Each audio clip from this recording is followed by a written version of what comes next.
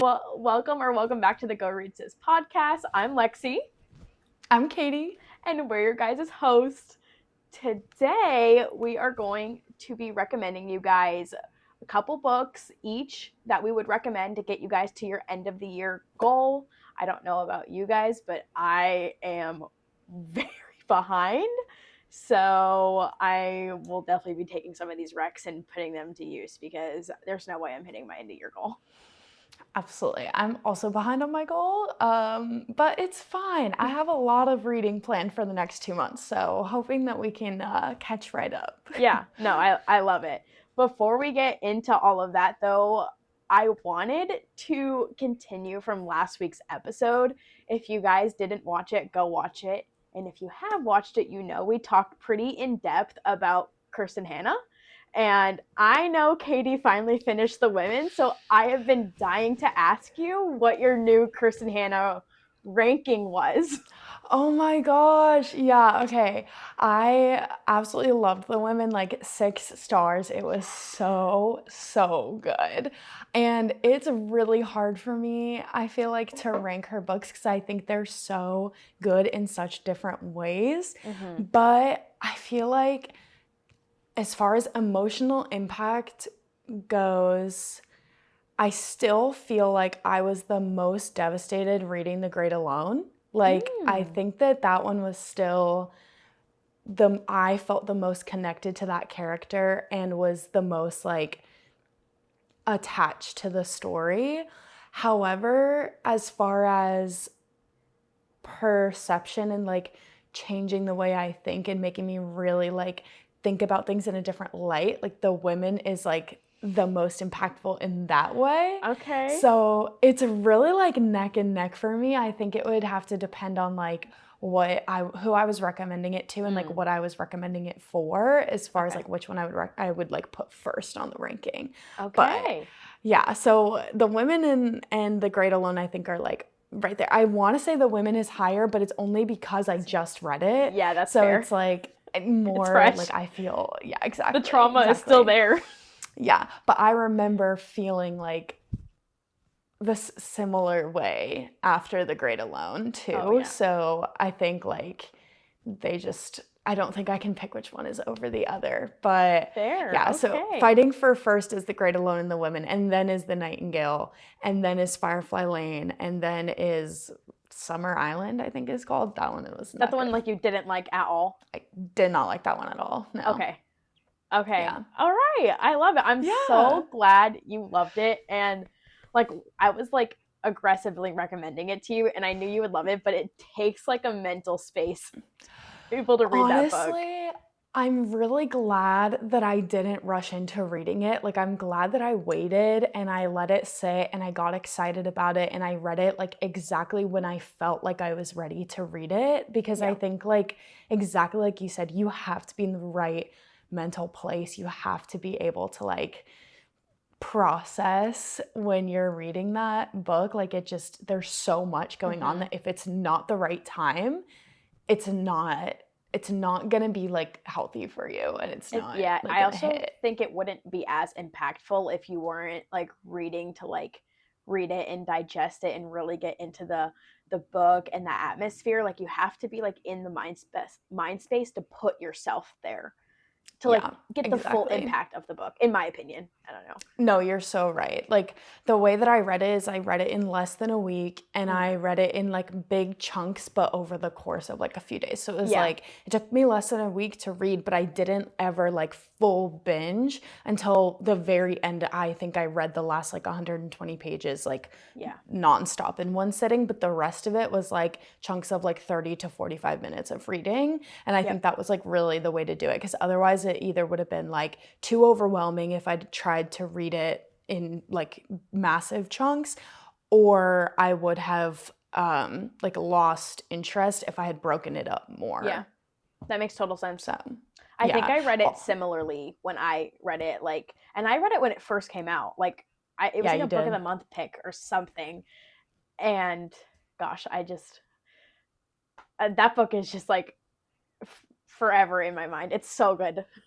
I'm also really glad I read it on Veterans Day. I just I feel like it was just such good timing. Like I would not have wanted to read it at any other time. It was perfect. Yeah. And now that I'm like all into like back in my Kristin Hannah era, I feel like I actually picked up The Winter Garden today. Oh, okay. From the library. I'm not like reading it yet, but I picked it up and I want to try to read it before the end of the year because it's not that long. Like it's like 380 pages or something like that. Yeah. And it seems like it's going to be not nearly as like tragic. Insane as like the other ones. Like obviously it'll still be tragic, but like not. It's Kristin Hannah, so I expect. Yeah. But like not as insane. Crazy. Okay. Do you think? I'm like, wait, should we stop talking about this and have a Kristin Hannah episode, or should I ask this next question? Ask your question. It's okay. Do you think at now, like where you are, like mentally, your age, would you try to read The Four Winds again? Yeah, I think I would. I think I would like try to pick it up.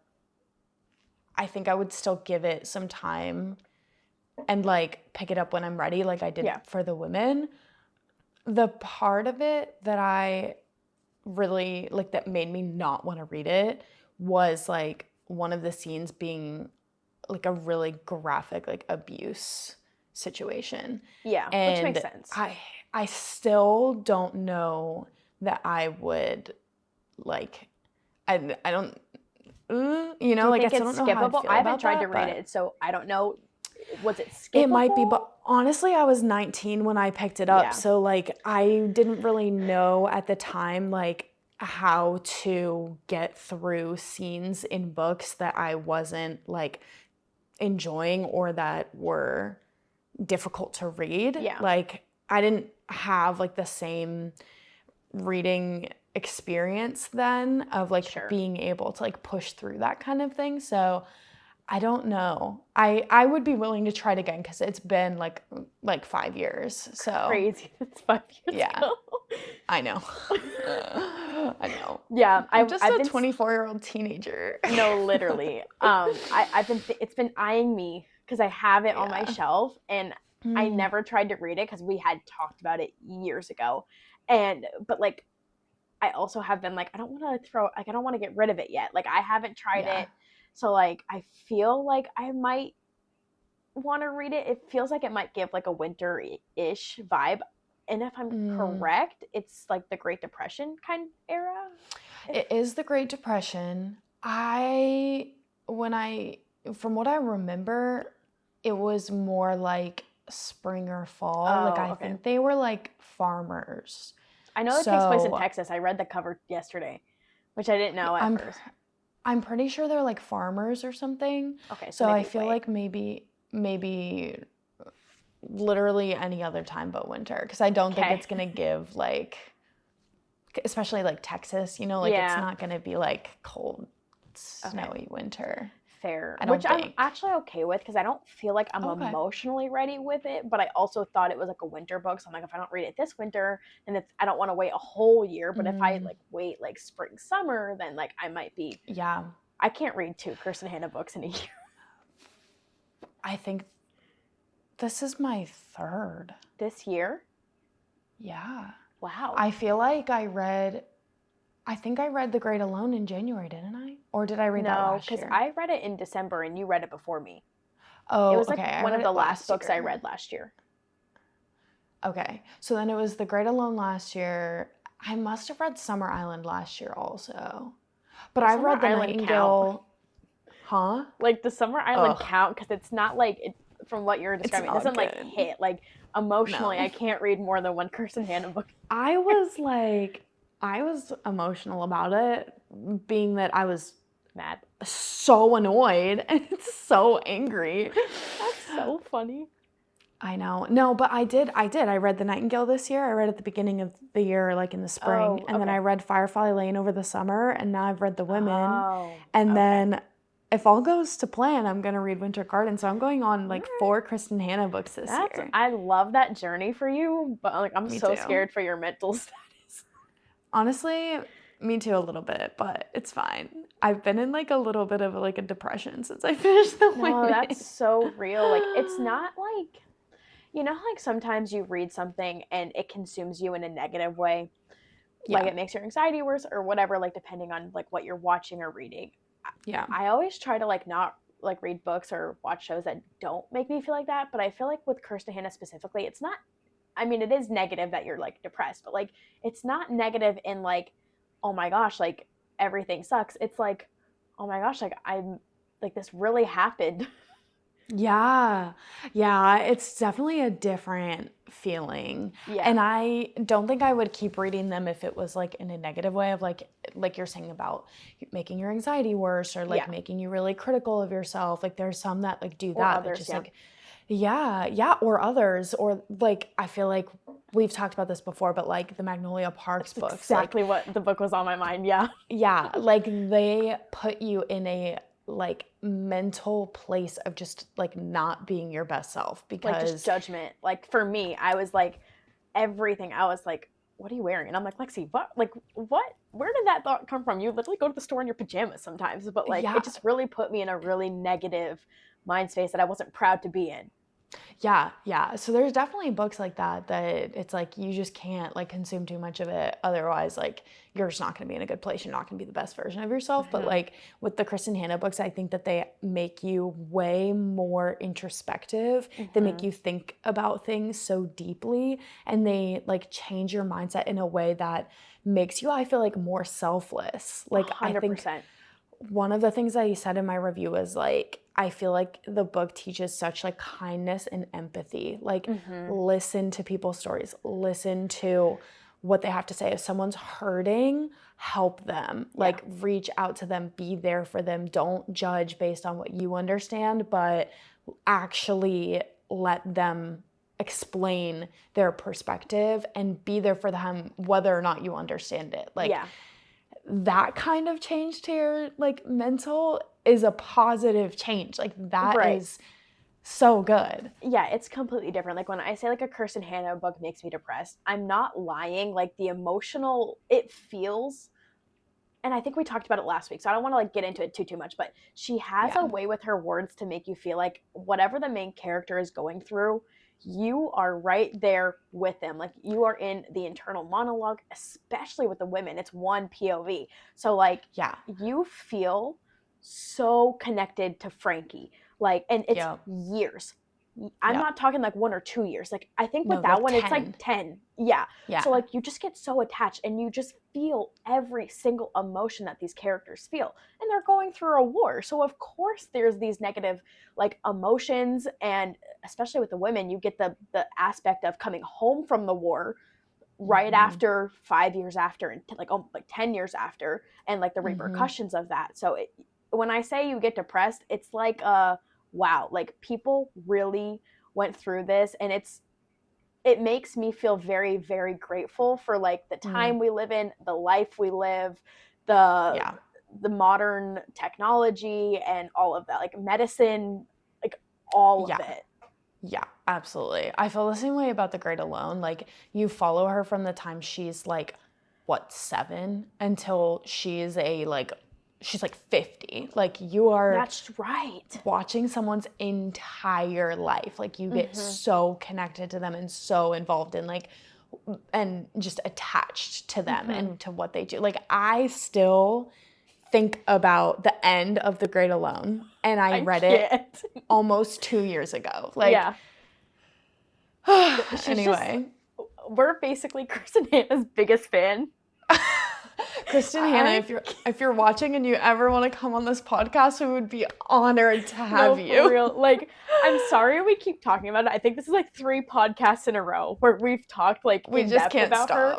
But like, I have just had this like epiphany of her writing. Like I've always been a fan. I read Firefly Lane like when we first moved to Texas, so like 3 years ago. But I'm just having like this new appreciation for the way she writes and the stories she tells and the voices she gets heard, even though it's so far past our time now. Yeah, 100% right there with you. She's great. I'm obsessed with her right amazing. now. She's amazing. Oh. We love her. Okay, one last thing. I wanna, hang on. Yeah. I just read before we started, you were talking about The Great Alone. It just got announced, adapted for a movie. Yes. I've been waiting to tell you. So exciting. I'm so excited. So We're going to have to go see it together. Like, we have to. Like, bring our cry blankets. And she's, like, killing it in all of it. I feel like Christmas morning just happened. No, for real. We're getting confirmed Nightingale, The Women, and The Great Alone, which, like, for me, like, that's my big three. Like, if someone's like, have you read the big three? I have read the big three. Yes. Oh my gosh, that's so exciting. I was just like telling my mom the other day about The Women because I just have been telling everyone about it because I can't stop talking about Kristin Hannah. But I was like, you have to watch this with me when it comes out as a movie. Like, Can we do a big watch party? Oh my gosh, we have to for all of them. Yeah. For real. I also am like, Mom, you need to read The Women because like she's an ER nurse, so like she gets it on a whole other level. But I'm like, you need to read this book. Like she doesn't read a ton, but I'm like, if there's any book you're going to read that I recommend you, let it be this one. 100%. I just, I can't stop talking. I know we better change the subject before this genuinely becomes a Kristin episode. Like this whole episode, you know. We can change gears. No, I'm just kidding. We can. We always can. We've pretty much said like everything we had to say about Kristin Hannah the last two episodes. No, I think we have. I think we're good with our Kristin Hannah update for this. We're done, guys. We've graduated. Moving on. Okay. Next, I actually really would love to hear about your plans for bookmas. I know you mentioned that you're going to do some of it, but like, tell us about it. What are you doing? Yeah. So I've actually really been conflicted on what I want to do. And this even goes past like bookmas. I've genuinely been so on the fence on if I want to focus on YouTube or TikTok. I find it really hard to try to balance both of them. And I noticed like my content just is lacking on both if I focus on both. So I'm like, I quite literally don't know what I want to do, like even long-term on the content side, which obviously files into bookmas. I did bookmas on TikTok last year, but I did 24 days and it it just gets exhausting, guys. Cause like, this is not our full-time jobs. Like I still work. I have a house. I have 2 dogs. Like it's exhausting. So I know whatever I do, I'm just doing 12 days. Good. And I've like kind of flip-flopped on like 12 days on TikTok the first, like 1 through 12 or 12 through 24. And then I'm like, oh my gosh, like should I do 6 days on TikTok and 6 days on YouTube? Because then like, I mean, the 6 days on TikTok, that will be like almost nothing. Like 6 TikToks is pretty manageable. So I really don't know quite yet. I'm still figuring it out. I do have a content plan already for both. So no matter what I decide, I have like video ideas planned out. It's just the deciding on like what I have the energy to do. Yeah, no, that's so real. It's so exhausting to try to make content in general, but then also when you're trying to make it for multiple platforms and you're working a full-time job and you're managing your house, like that is insane. It's like, and we're podcasting. Like there's just... And I'm behind on my reading goals. So I gotta read too, like, the important stuff, like getting like quiet time in and reading my Bible, and I just don't want any of those things like that actually need to be done lack. Yeah. No, that's so real. I get it. So I kind of know, but I don't know. No, that's so fair. Well, I'm looking forward to watching whatever you put out. Thanks. What about you? I know you are like already filming and you are like, you got it down. I am. I'm going to be doing 12 days of bookmas on YouTube, which is so scary. I have never like been consistent on YouTube. This year I just started posting at like period. But I have just recently started posting more consistently in the last really just the last few weeks, honestly. It hasn't been that long, but I did bookmas last year. I think I did 12 days of bookmas on TikTok. And it was really hard to make TikToks every single day. Like that. And I've had the same like dilemma of like TikTok, YouTube, where do I like put my focus and my attention and everything? And I just feel like I am not a TikTok girly. Like Okay. I like being able to pop on there and do something like really quick or whatever and not think about it and just post it. But I don't really love the algorithm and like fighting the algorithm. Valid. And I want to put a lot of effort into what I do and put like if I'm posting something that it like I put a lot of work into, I want it to feel like I like feel good about it, if that makes sense, and like I'm proud of it and like it's going somewhere where it's like at least I can appreciate it. And I don't love rewatching my TikToks. I don't love the like vertical video when it comes to like the stuff that I worked really hard on. I'm like, I don't love the vertical video like to look back on memories. Like I like having more in like the landscape. You know, I can see what's going on. Like it's a lot more artistic. So I prefer watching those back and I prefer putting more effort into longer form videos. And so I've kind of leaned into YouTube a lot more and just trying to focus on that. And then when I have ideas for TikToks and I'm like, oh, I can do this in 5 minutes, let's just do it, whatever, go. Then I can do that, but there's no like pressure to make a bunch of stuff or make content every day or put a lot of editing time into it. Like I don't love editing TikToks. I would so much rather put my stuff into Premiere Pro because I have Premiere Pro for my job and like edit a video in a like normal video editor way, if that kind of makes sense. So yeah, I've started to like focus a lot more on YouTube and I'm really enjoying doing that. I also love to sit and talk for a really long time. Me too. That's my biggest issue with TikTok is those videos flop on TikTok. Yeah, they don't do well. They don't do well. And I'm a yapper. Like I can't shut up. Literally, we're sitting here yapping for an hour. So I hear you. Yeah. Exactly. So I feel like YouTube is just way more my space. I think it's more enjoyable to create on YouTube. It feels more artistic and creative and like I'm going to go back and be like, wow, this is great. I can watch like, 15 to 30 minutes of like what I was doing at this point in time. And like, it feels better to me. So all that to say, yes, I'm doing 12 days. I'm going to be posting December 1st through 12th, which is insane because on December 13th, my little brother is getting married. So oh my gosh, it's going to be chaos. Oh, it's going to be insane. So that's why I've already started filming. Like my plan is to have like at least half of my videos already filmed, edited, ready to go before Thanksgiving. So I'm like, I'm hustling. So you're over celebrating the next 2 like all of weeks. Christmas now.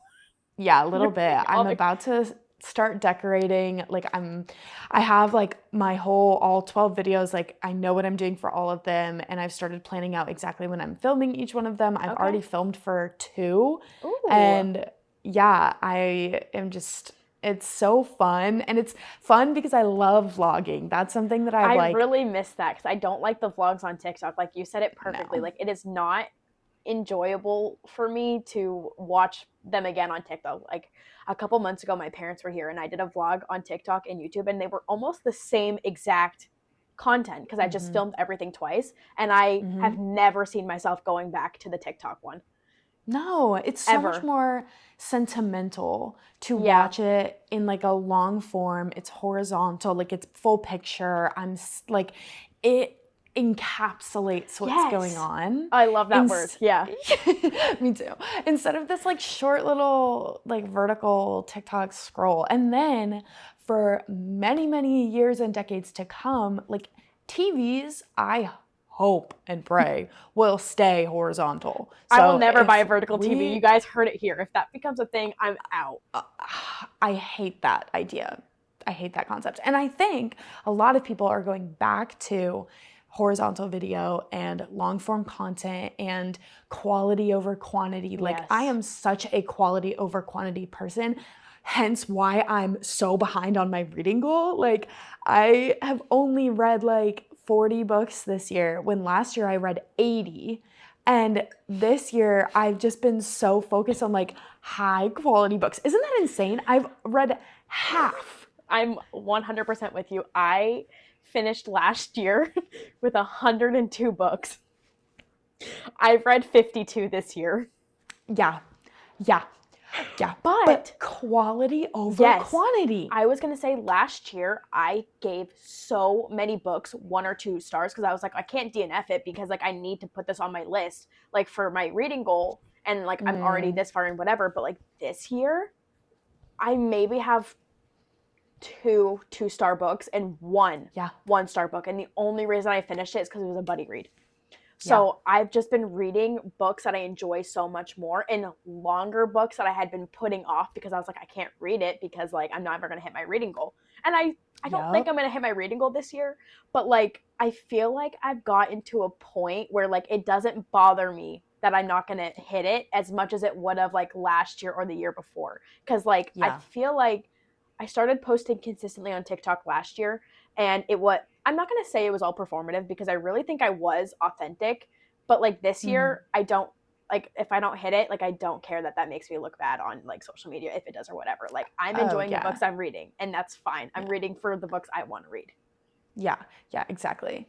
I think that's just such a like big shift for both of us this year is like the quality, and that's going back to like the original conversation, like that is YouTube content to me. Like I can focus on quality. I can focus on making it good. I have a week between posting to film it and edit it and make it like fun and cute and all the like things you can that add the I want to cute be able music to do. and the little edits, and you can like I feel like you can also get away with mixing your niche way more on YouTube than you can on TikTok. Like when I did like my YouTube vlogs, like it was I'm going to the farmer's market, I'm in one clip, next clip I'm walking the dog, next clip I'm reading, and like it does the same. Like whereas on TikTok, if you posted those vlogs, it would flop. Forget it.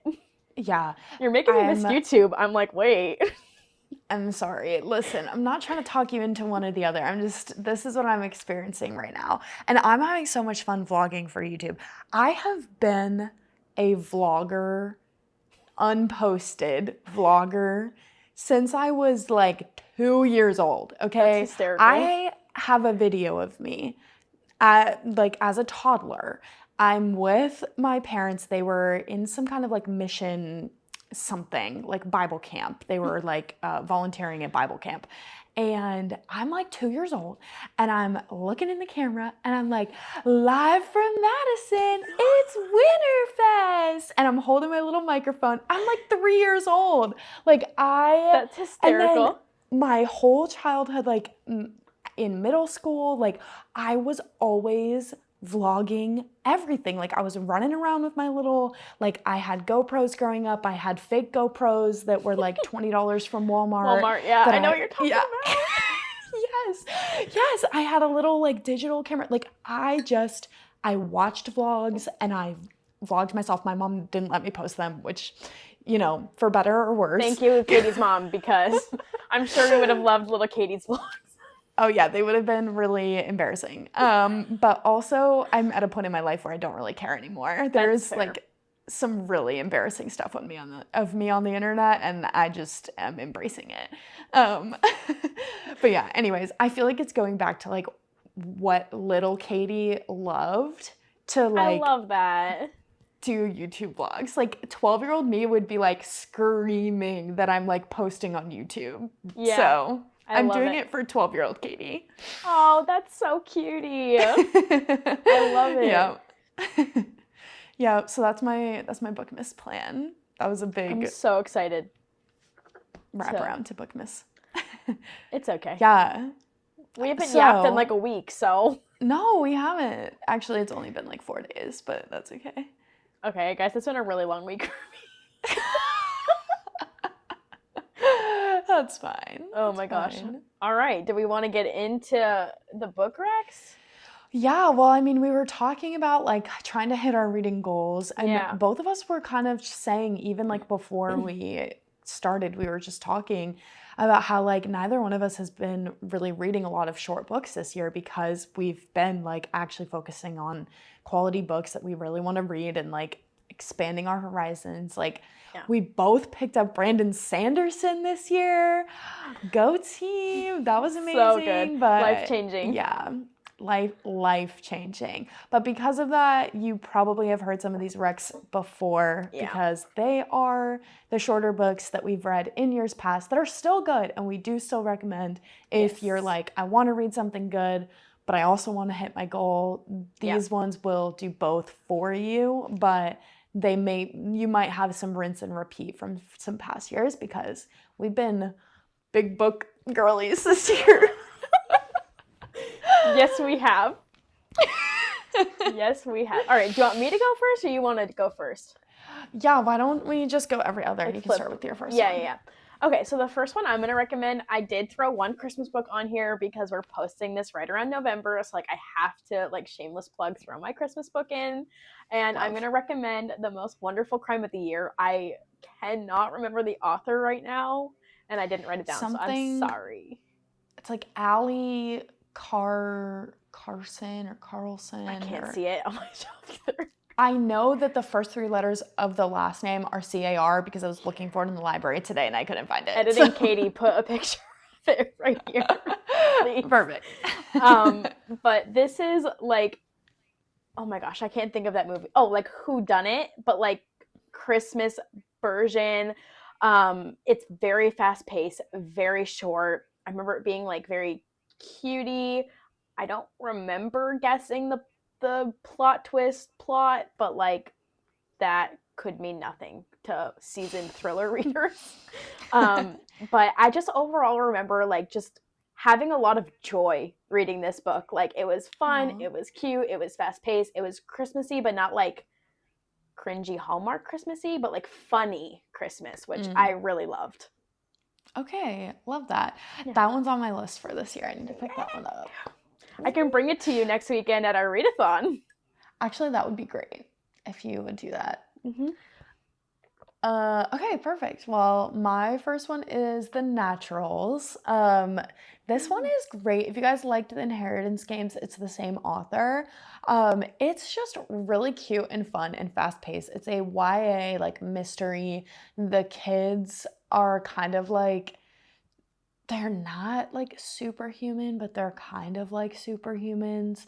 And they get recruited by the FBI to like solve mysteries. It's really cute. It's really, really fast paced. I read it in a readathon and like flew through it. Wow. It's very fun. Just you have to know like it's super unrealistic because it's kids in the FBI, but like I kind of love that. Yeah, it's really cute. I really, really liked it. And the fact that I like remember some of the plot and remember a positive reading experience, and I read it in a readathon over a year ago, that says something. It really does. Yeah. All right, I love it. That's been on my TBR, like backlist TBR for like quite some time now. Next readathon. My readathon TBR is getting quite long here. We're going to have to like bump it to like a 48-hour readathon at this Oh boy. Anyway, this is absolutely shocking to me that I'm the one recommending a classic right now. But my next short book recommendation is Call the Wild by, I think it's Jack London. Yeah, Jack London. This is a very, very short classic. I remember reading it in middle school for the first time, and it's genuinely just fast-paced, but it's an amazing story. It's a classic for a reason. You are in the point of view of a sled dog. Well, he's not actually a sled dog. He's a dog who is forced to be a sled dog. But I just remember this book like having a lasting impact on me. I think about it every single winter because it's very much a winter read, and I just love this book. Like besides Wuthering Heights, probably one of my favorite classics. Wow. Yeah. I've actually never read it. You should. It's really, really short. Like 99 pages short. Oh, wow. Maybe I'll put that one on my readathon TBR. I mean, it's still classic. Like, it's not I don't know if I would call it like an easy read, but like it's a middle grade classic. So yeah, I think you'd be fine actually. You're good. It's really good. And there's a movie. I haven't watched the movie because I don't know if I can handle it. That's fair. Maybe I shouldn't read it in a readathon. It sounds like it would be sad. Well, I'm gonna read the 7-Year Slip during the readathon, so I think it's only fair that you also read a tearjerker. So I'm not crying alone. I'm so excited that you're reading that. And you know what? I'll just go ahead and bump that one up because I have that one on my list. So another short recommendation that I have for you is the 7-Year Slip. It is so fast-paced. Like if you are into rom-com, especially magical realism, like literary fiction crossover type of vibe, you will fly through it. You will love it. I talked about this one last episode, or maybe before that. I don't know. I think I've talked about this one a lot already, so I'm not gonna keep beating a dead horse. But read it. It's good, and it's a great like finish off your year, get something done like super quick. Love. All right. Yeah. Next, I have Heartless Hunter. I know I've talked about this a lot on like my personal YouTube and TikTok. I don't know. I don't think it was out when we did our podcast before, so I don't think we've talked about it here too much. But this is like one of the best enemies to lovers, cat and mouse romanticides I have read in the last like 3 years. It is YA, so there's not spice in it, but like it's definitely graphic in some ways. So be that as you will. Also, like a Christian point of view on this, there are witches in it. So if that's something that like you kind of get like the ick or have convictions about, definitely like think about it, pray about it. It didn't bother me, and witch books typically do. It just didn't, there wasn't like a lot of witchcraft in it, but the main character is a witch. So I just wanted to throw that out there. I absolutely love this. It's a duology. It's a YA romantasy, so it's very, very fast paced, and I love this book so much. The two main characters as a couple were just like chef's kiss for me. Okay, love that. Yeah. I haven't picked that one up, but maybe I should. You're kind of talking me into it. Want me to bring it for the read? I'm just gonna bring you like a whole bag of books. No, don't do that. I just got my library card, so I was just go to the library. You didn't need a library card. You need a Lexie card. It's true. Well, you live too far away, okay? The library is only 10 minutes. I know. I'm actually also getting a library card this weekend because we're balling on a budget, so no more buying books for me. Love that for you. Okay, so I will also recommend my witch book. This was not planned. Yeah, it was not planned at all. I didn't come up with these until 5 minutes before we started filming, fun fact. But my next rec is The Near Witch by V.E. Schwab, and kind of like bouncing off of yours, since you talked a little bit about like, okay, what witchy is this? I would say it's way more like a fairy tale witch rather than like a witchcraft witch, if that kind of makes sense. So it's kind of like this, like, think about the old lady in like Snow White that poisons the apple, like that kind of vibe. Well, I guess it's not really an old lady, but you know, whatever. I know what you meant. Yeah. And I don't think she is an old lady like in The Near Witch, but it's just the vibe. You know what I mean? Like that's the type of thing you're getting yourself into. It's like fairy tale-esque. Yeah. But yeah, I just remember it being very fast paced. It's a very, very short book. It's a standalone fantasy. And it just gives like cozy fairy tale, but like kind of dark. So like, yeah, good like November, like rainy, dark night kind of vibe. I love that. You know? Yeah. Yeah. All right. I love it. I could use like a nice rainy, stormy night. Yeah. We're going to get a couple next week. Ooh. Maybe like the Lord will bless us with a nice stormy night for the readathon. Oh, that would be amazing. I would love that. Please. Please. All right, next, this is like completely 180. But my next recommendation is When in Rome by Sarah Adams. I know we've talked about her on this podcast, so I won't go like too crazy on it, but she like lays the groundwork for quick cutie romances, in my opinion. I love them. They are generally clean. This one is completely clean. And all of her other ones, if there is I wouldn't even call it spice, but like a more explicit scene, she'll like mark it in the front of the book to let you know, like, hey, if you don't want to read this, this is the chapter, skip to this page. Like, and I love that. Like, I love an author who's self-aware about things like that. But this book is just, it's very fast-paced. I think it's under 200, no, it might be over. Like 250 I feel pages, like it's like maybe? 250, yeah. Yeah, very short, very fast-paced, cutie. Would you consider it a rom-com or just like a romance? Yeah. I don't even, I'd say it's a rom-com. Yeah, and it's a small town rom-com. Small town like rom-com. And this one is the first one like in the interconnected series. It's not my favorite. My favorite is Practice Makes Perfect, but I would recommend any of Sarah Adams' books to get you to your reading goal, truly. Absolutely, yeah. My next one is a mystery. Another mystery here. It's The Last Thing He Told Me by Laura Dave, I want to say. I feel like I've recommended this in a couple different places and like a few different times, but it truly is such a good, quick mystery. It is very fast-paced, very engaging. The characters are really, really likable. And you're just like really rooting for the main character the whole time. You could sit down and read it in one sitting. It is very short and it's like addictive like that. Like you just get into it and you're like, oh, what's gonna happen? Ooh.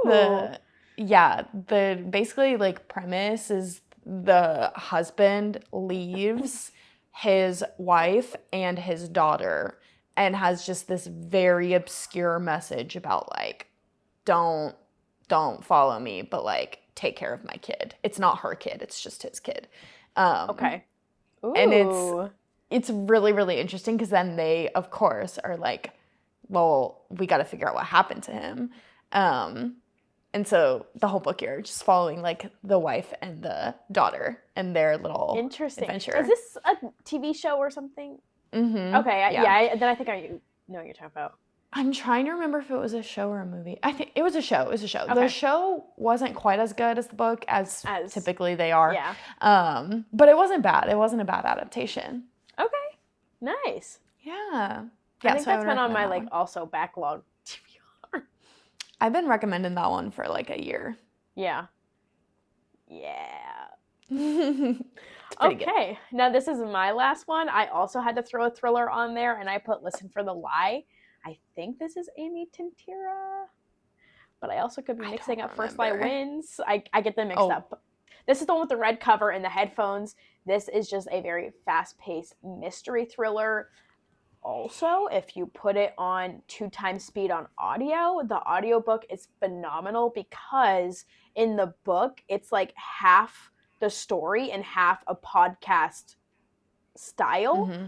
So I just remember reading this in like 1 or 2 sittings. It's a pretty average sized book, like 300 pages probably, but it's just, you just want to get to like the point and the is it a murder? I honestly could be mixing up too. No, yeah. There's a it is. It is. Yeah. Yeah, because it's a true crime podcast. Yeah. Yeah. You would just want to get to solve the crime so fast that you just can't put the book down. Like at least that was my experience. And I read it like a year ago, so I don't remember too much, but like I remember just really, really, really enjoying this story and reading it in like 1 or 2 sittings. Yeah, it's a good one. I think I also read it in 1 sitting, and I did listen to the audiobook, and I would recommend it. They like put music and stuff behind it too. It's fun. Mm-hmm. I've heard the audiobook is like the way to listen to it.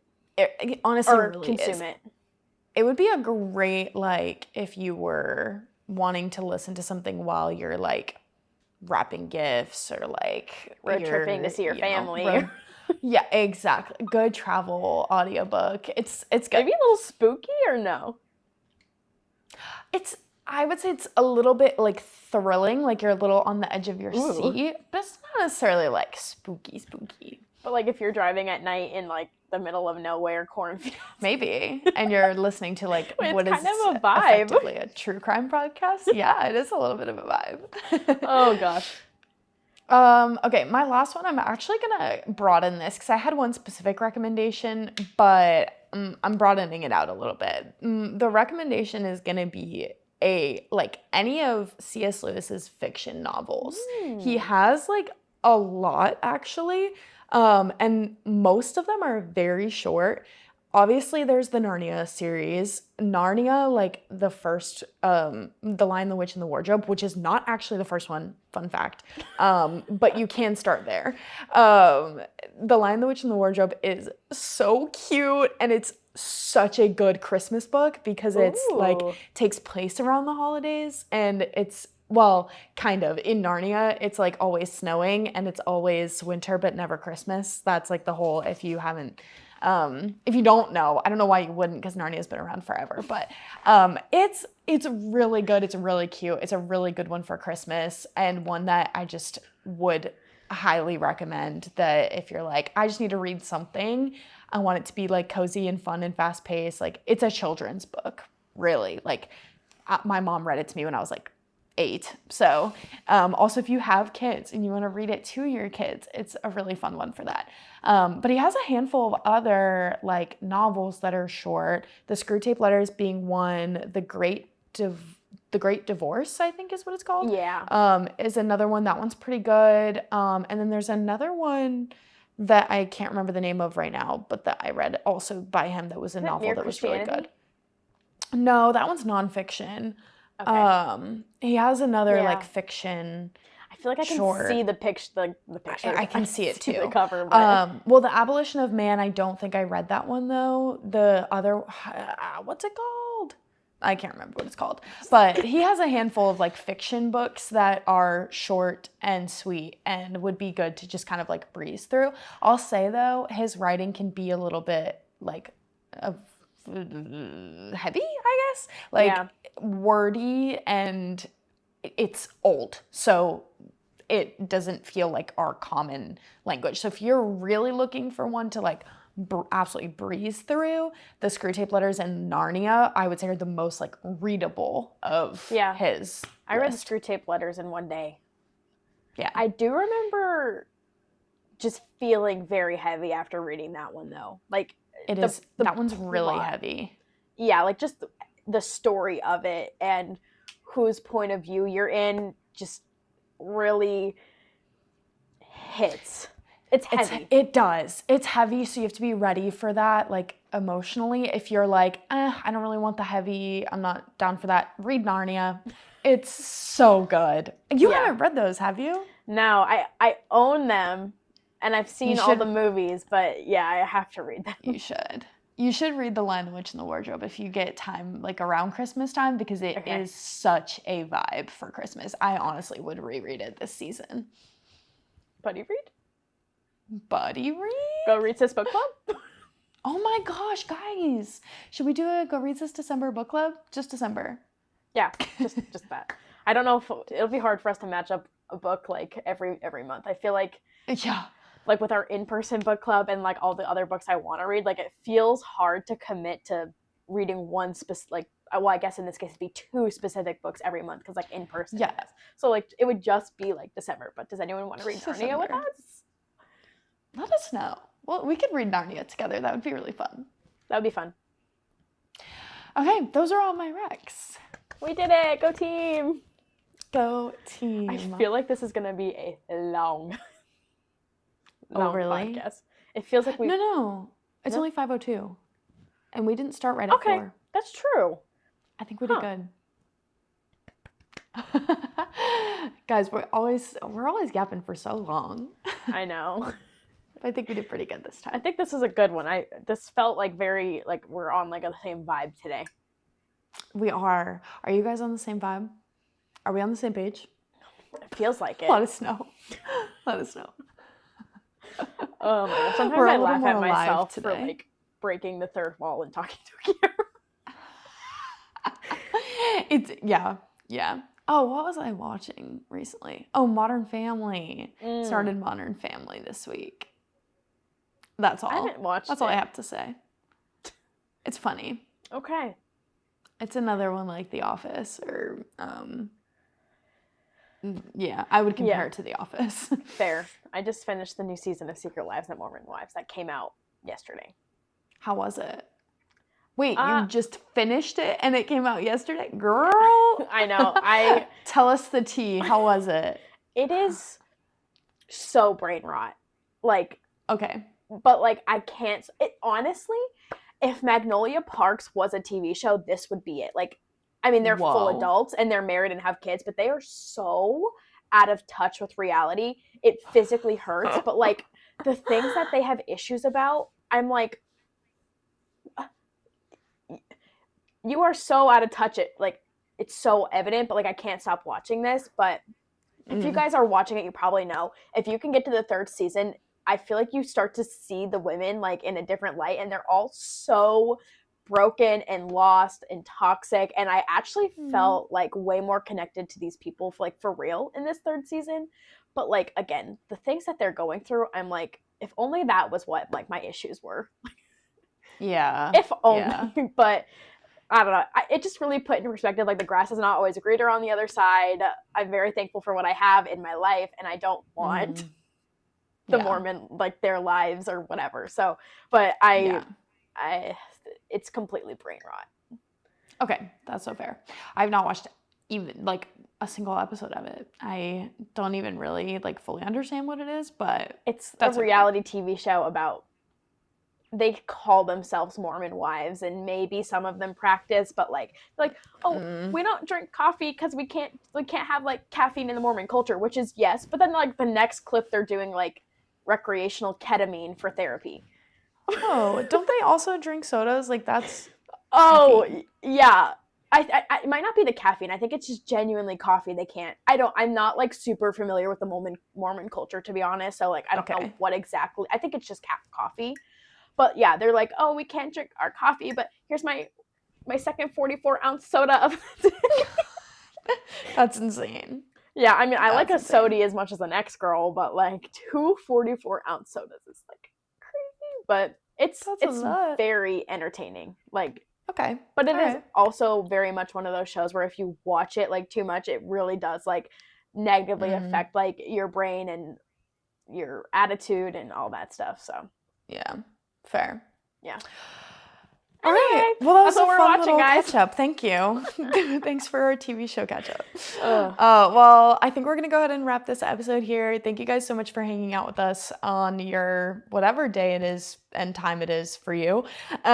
We hope that you guys have a fantastic rest of your day and your weekend. We have one more week until Thanksgiving, which is insane. I can't believe it's already the holiday season. Like... Insane. Absolutely insane. You may not see a post from us on Thanksgiving. We'll let you know some more next week on, like, what our holiday posting schedule is going to look like. Yeah. But do not fear. We are still going to be around and here. Yes. All the things. But yeah, thank you guys for hanging out. Don't forget to do all of the YouTube things, all of the Spotify things, and come back next week or next time for another episode of the Go Read Sis podcast. Bye. Bye.